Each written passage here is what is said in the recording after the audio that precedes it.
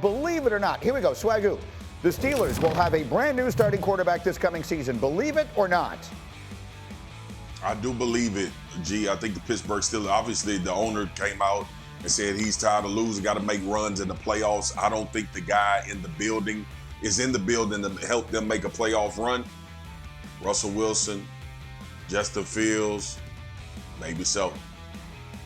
Yeah, I think I agree with you. One of those directions might be where they go. Field, will come to you next. If I said the Chiefs are going to be the first team ever to three-peat in the Super Bowl era, believe it or not? You know, Greeny, the producer told me I had 25 seconds to answer this. I'm going to take about half that.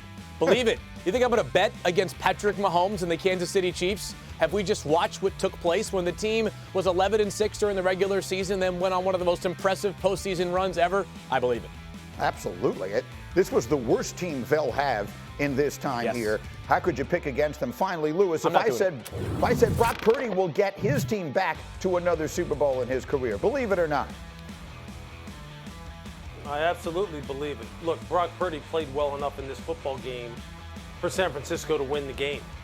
I know he missed the touchdown throw to Deebo Samuel. I also know this, on the blown protection in overtime where Chris Jones is bearing down on him, he was about to hit Juwan Jennings for a touchdown. Or he had Brandon Ayuk coming open on the backside, and he made much tougher throws during that entire game. I am not down on Brock Purdy at all. As a matter of fact, I feel even better about him after seeing how he handled being under constant duress against that Chiefs front at the Super Bowl. No, I totally agree. I'm not sure anyone is putting that loss on Brock Purdy. He walked off the field with the lead the last time he left the field in the Super Bowl. There are a lot of people, however, who are questioning Kyle Shanahan.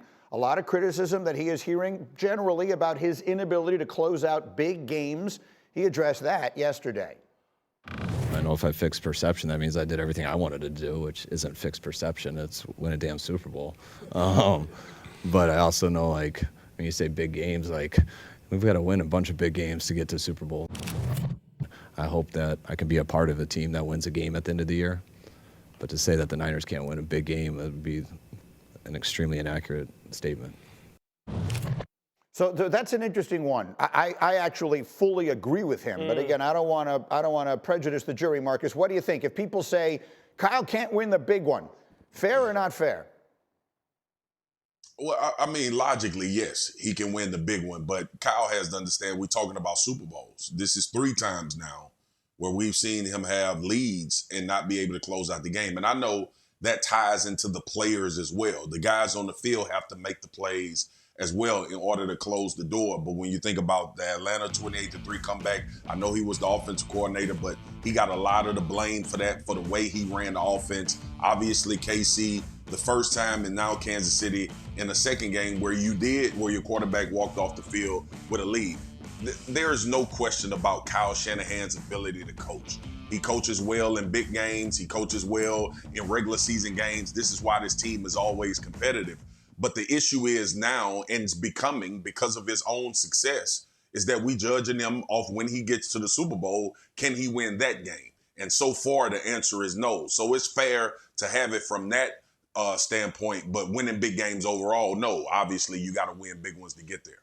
Meanwhile, Lewis, I haven't had you here all week long. You were on the play-by-play call with our guys Fowler and Dan for the Australian broadcast, and so I just big picture. What the number one takeaway for you from what was a thrilling Super Bowl 58? What was it? Yeah. Look, I put it on social media just the other day. I said San Francisco's coaches are going to be absolutely tortured for the rest of their life about this football game, considering all the chances they had to put it away. They should have won that football game in many respects, and that's not taking anything away from what Kansas City has accomplished, because, look, you guys know how I feel about this football team from top to bottom, from their general manager to their head coach to their quarterback. I've been on their bandwagon waving pom-poms since day one. But the fact of the matter is, San Francisco, I thought, was going to close out that game. I thought they would make a play to close out that game until Patrick got the ball last, and I was like, they're in trouble now. Now they're in trouble because now he has life, and now he's going to make a play. They had so many instances where I thought, especially like even when they got into overtime and they turned loose Chris Jones, of all people, a protection assignment up front, where you turn loose one of the most dominant players in all of football on the defensive side, and Brock can't make that throw, although he had made numerous throws in the game where he had offensive guards, offensive tackles being deposited in his lap. He was finding ways to get the ball out. Between that, between the the touching on the punt return team that actually gave Kansas City life when Patrick then went on and threw the touchdown to Valdez-Scantling, to just when Brock missed the overthrow to Deebo Samuel when he had him in open, but he was getting pressured on that throw too. And then San Francisco, they played for 3.5 quarters of that game. Basically, for like 90% of that game, they played good enough defense to win it, and then they just ran out of gas. They ran out of gas, and Patrick said, that's it, it's winning time. I'm going to take this game from you. That is going to haunt this organization for a long. I probably wouldn't watch the tape. I wouldn't watch the tape, man. I would have just got on a plane and went to an island somewhere and absolutely stayed hammered for days. Because I don't want to remember what happened. Because I should have won that game. Simple as that. I'm just telling you, I would be in one of them islands right now in a nice short bikini just getting hammered. That's it. I'm with you, Lou. I'm with you, man. How about it, Marcus? Did the Niners lose that game as much as the Chiefs took it? Yeah. And to Lou's point, like we felt that way about the Detroit Lions as well. I know the Lions still reeling from the way that game ended against the San Francisco 49ers. They potentially been in the Super Bowl. But here's the thing, too, and to Lou's point, the issue becomes now when you playing against 15 is you better take advantage of every single opportunity. Because like Lou said, that little sliver of light that they gave Pat Mahomes, there was no one in America sitting at home thinking that the Chiefs wasn't about to win that game. I know I wasn't.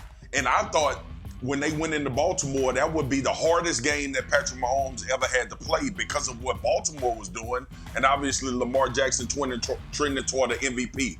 We talked about it a couple weeks ago on the show, G. The poise of Patrick Mahomes forces other people to lose their poise.